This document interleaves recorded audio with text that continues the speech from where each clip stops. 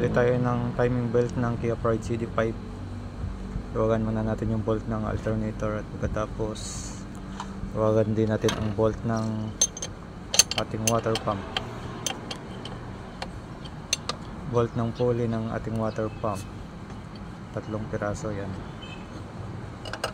And then tawagan din natin ang bolt ng sa aircon pulley, compressor pulley. Tensioner pala yan, tensioner. Yan. Then pagkatapos dito tayo sa may kanyang adjustan, yung pipita ng ating tensioner. Yan.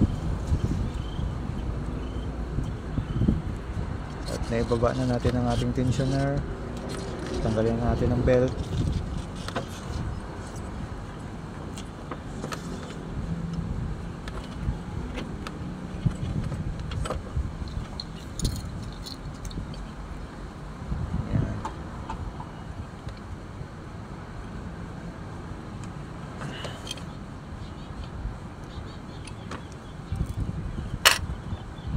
Okay, tanggal na natin to.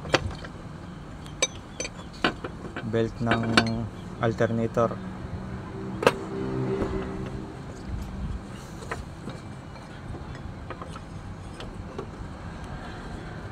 Tanggal na natin siya. And after, dito tayo sa ating bulb cover, timing cover.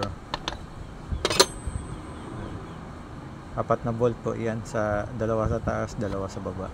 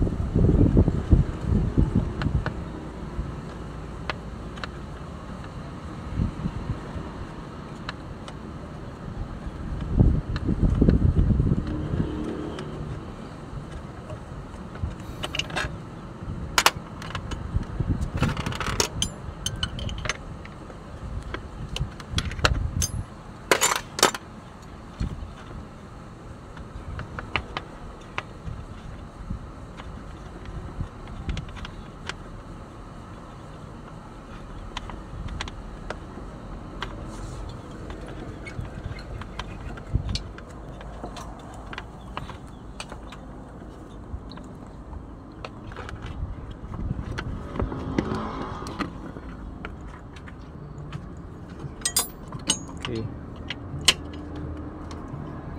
Meron pa dito sa pinakaibaba talaga.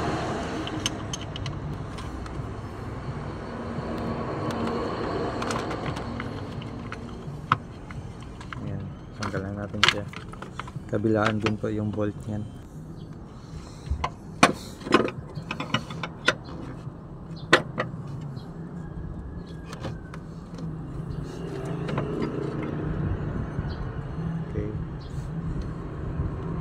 Ikutin natin yung kanyang markings. Tapat natin dito sa may markings ng crankshaft. Ayan yung tinuturo ko. May markings dyan. Tapat natin sa markings ng kunya. Dito naman sa taas, ayan. Kita naman may guhit, di ba?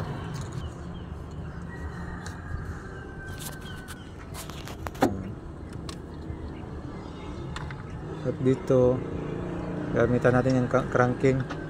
Tagalin lang natin itong high tension wire para hindi siya dumiretso under. Tapos nilagyan ko ng yan. Yun, duwag siya. Cranking lang yan, guys. Napitan ko lang ng 21mm na tools. Then pinakrank ko yung sasakyan. Ayan, duwag na siya. Ayan, dire-diretso na yan. Tanggal na yung kanyang pulley. Tapos ayan, luwagan natin yung tensioner ng timing belt.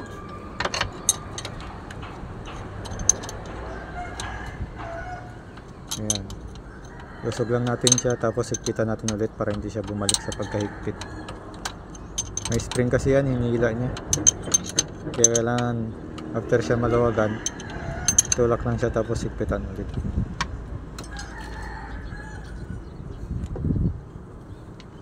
Ayan, tanggal na natin yung timing belt.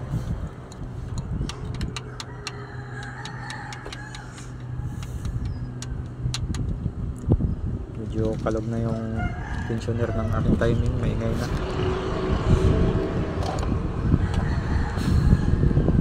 Ito yung ating ipapalit. Mura lang ito, nabili ko sa Shopee,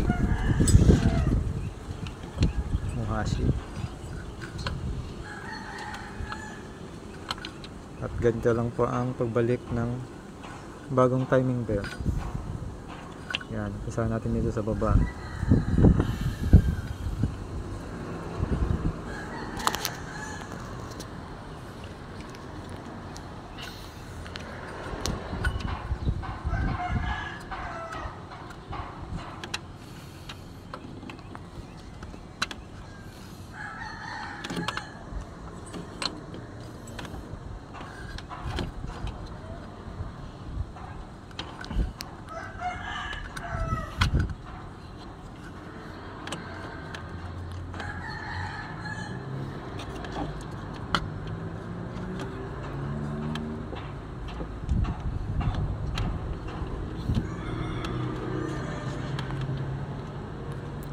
Okay na.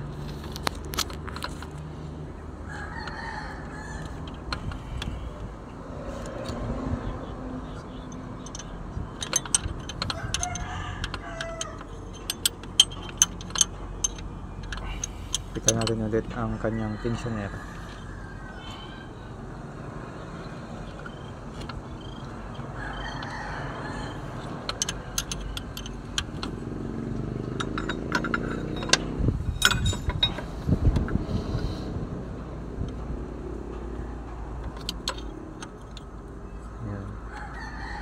Sikwatin lang natin siya para makikita natin ang maganda.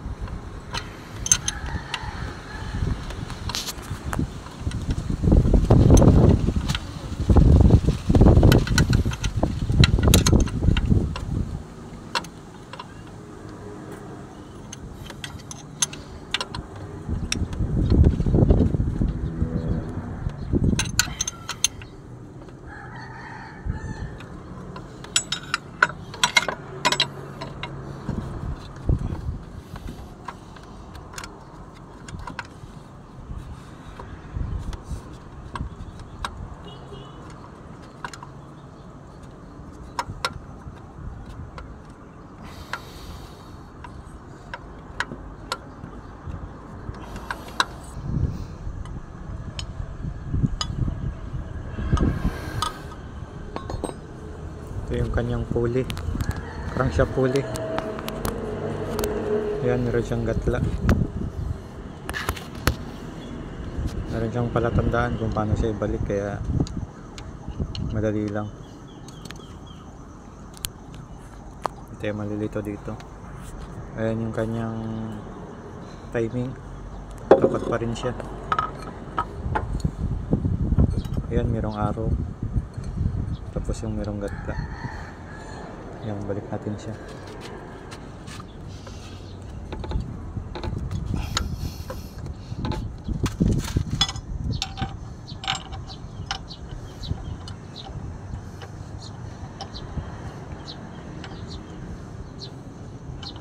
Balik natin ang kanyang crankshaft bolt.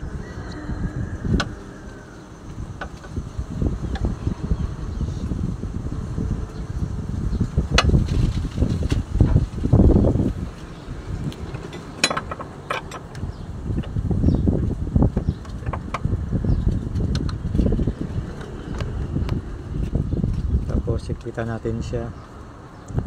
Dito na lang tayo kumuha ng kontra sa ano,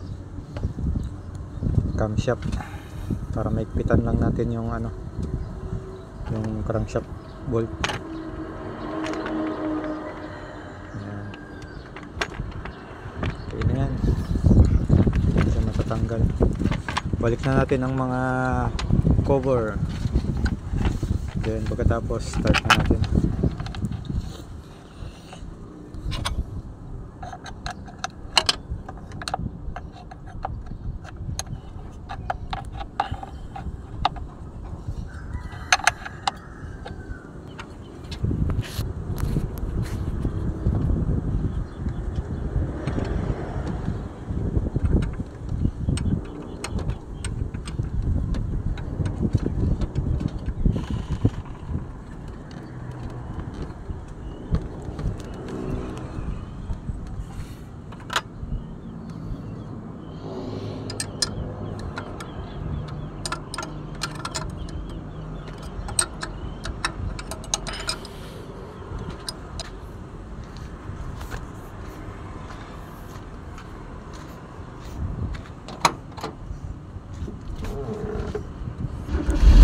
Start na natin.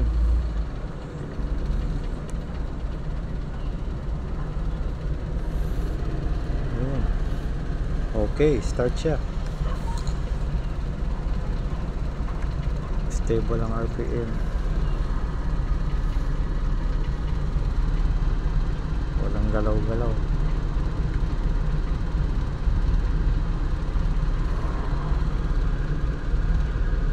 Sobrang tahimik ng makina, parang hindi umaandar. Ganyan lang guys ang pagpalit ng timing belt ng Kia Pride CD5.